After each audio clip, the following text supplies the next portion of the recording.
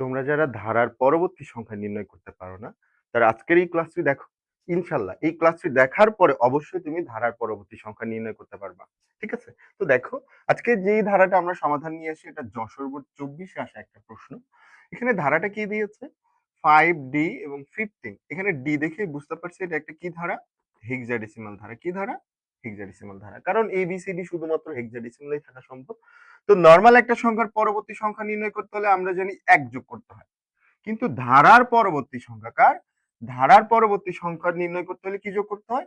অন্তর যোগ করতে হয়। অন্তর কি? তোমরা জানো অন্তর হচ্ছে ধারার দ্বিতীয় সংখ্যা থেকে প্রথম সংখ্যার যে পার্থক্যটা, এটা হচ্ছে কি? অন্তর। তো দেখো, এখানে আমাদের প্রথম হচ্ছে 5 আর এখানে ডি। ডি মানে তোমরা সবাই জানো ডি মানে কত? 13। হেক্সাডেসিমাল সংখ্যা ডি মানে 13। তাহলে 5 এবং 13 এর পার্থক্য কত? 8। তার মানে এখান থেকে বুঝে গেলাম আমাদের ধারার পার্থক্যটা হচ্ছে কত? 8। তো দেখো, এখানে একটা কনফিউশন লাগতে পারে যে এটা 13 আছে আর এখানে কত আছে? 15। তোমার দেখে মনে হইতে পারে যে এখানে পার্থক্য কত? 2। কিন্তু আসলে এখানে পার্থক্য কিন্তু 2 না, এখানে পার্থক্য কত? 8। সেটা আমি যদি তোমাদের একটু ক্লিয়ার করে দেই, দেখো ডি মানে কত? 13। তাহলে দেখো 13 পরে আমরা যদি 13 সাথে কত যোগ করি, যেহেতু অন্তর 8, 8 যোগ করলাম, তাহলে কত হচ্ছে? 21। 13 আর 8 কত? 21। তো আমরা জানি হেক্সাডেসিমাল যে যোগের নিয়ম, যোগফল যদি বেজের সমান অথবা বেশি হয়, তাহলে যোগফল থেকে কি করতে হয়? বেজটা বাদ দিতে হয়। তাহলে আমাদের যোগফল যেহেতু 21 হয়েছে, তার মানে অবশ্যই এখান থেকে কি বেজ বাদ যাবে। তাহলে যদি বাদ দেয় তাহলে কত থাকে? 5। আর যোগফল থেকে বেজ বাদ দিলে হাতে থাকে 1। এভাবেই কিন্তু 15 হয়েছে। তার মানে স্বাভাবিক দৃষ্টিতে 2 পার্থক্য দেখা গেলেও এই ধারার পার্থক্য কিন্তু কত? এখানে 8। তার মানে এই 15 এর পরের সংখ্যা চাইছে। কার পরের সংখ্যা? 15। তাহলে এই 15 এর ডেসিমাল ভ্যালু কত? 21। ঠিক আছে? আমরা ডেসিমাল দিয়ে বুঝাই। তুমি ভাই মানুষ, তুমি তো হেক্সাডেসিমাল বুঝবা না। তুমি বুঝলে কি বুঝবা?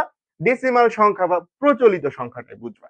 তার মানে আমরা এখন এই 15 ডেসিমাল ভ্যালু 21, 21 এর সাথে 8 যোগ করবো। কার সাথে 8 যোগ করবে? 21 এর সাথে।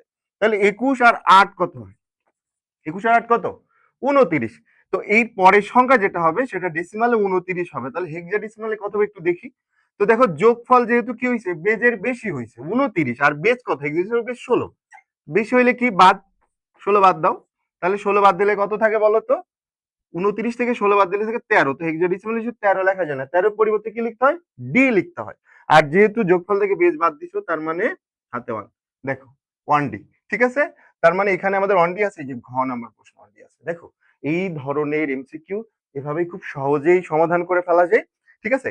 পরবর্তীতে আমরা আরো কিছু অ্যাডভান্স লেভেলের ধারা আনবো ইনশাল্লাহ। ততদিন তোমরা আমাদের নেক্সট জেন ইভের সাথে জুড়ে থাকবা। আল্লাহ হাফেজ।